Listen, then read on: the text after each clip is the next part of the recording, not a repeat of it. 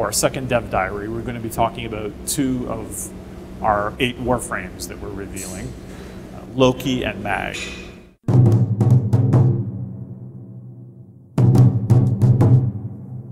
I guess we'll start with Loki, because my personal favorite at the moment. Yeah. I think. Yeah.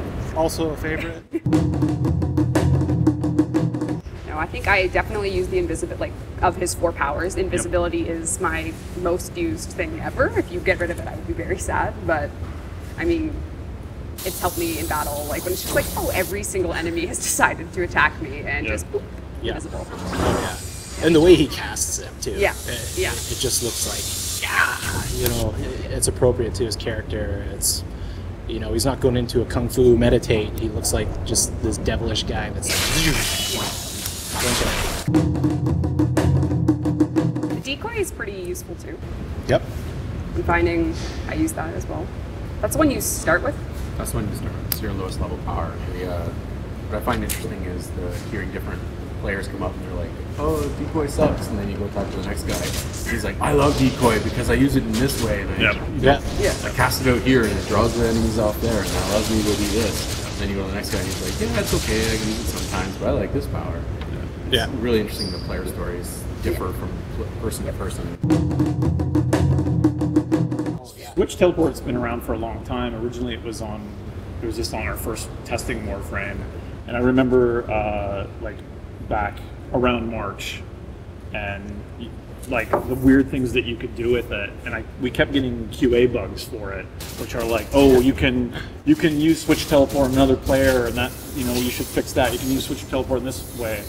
And our philosophy with the game and with the powers is to not nail down and kind of constrain everything, because what we really want is like expressive play, and for them to figure out how to use a power in a way that, like, even Scott, as a designer on it, never even imagined it to be used.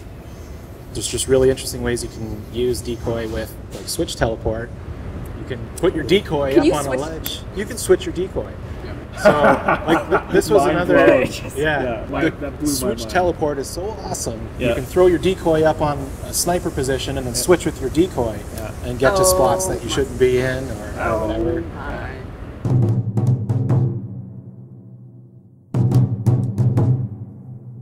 I saw you playing with Mag today, and you had the pull, which is my favorite. Yeah, so like in the situation Steve described, locking the guy in the fire, you know, we did the Mag pull, and now, you know, because of that discovery, people know that I can pull someone into fire or pull someone into danger. My favorite pull move is we have levels with giant pits in them, and I love pulling them from afar and watching them fall. Into the space pits. Every time I get in there, it reminds people. Oh, for sure.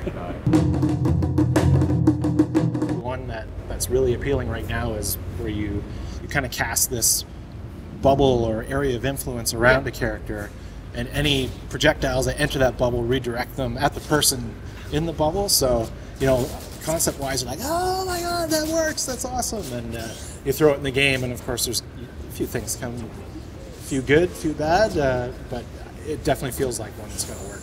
Yeah. That feel really cool. Is the name like an Uber power for the 4th one by the time you get your 4th unlocked? Yeah. Okay, because Mag's Uber is just insane. What it is basically, it's called Crush. You levitate the guys in the air, and you know, you're doing your magic cast, and they're folding up into a little ball. And it's like everyone goes up at the same time, collapses at the same time, and falls at the same time. And it's like this. It's just a hilarious symphony of devious activity, I guess you could say.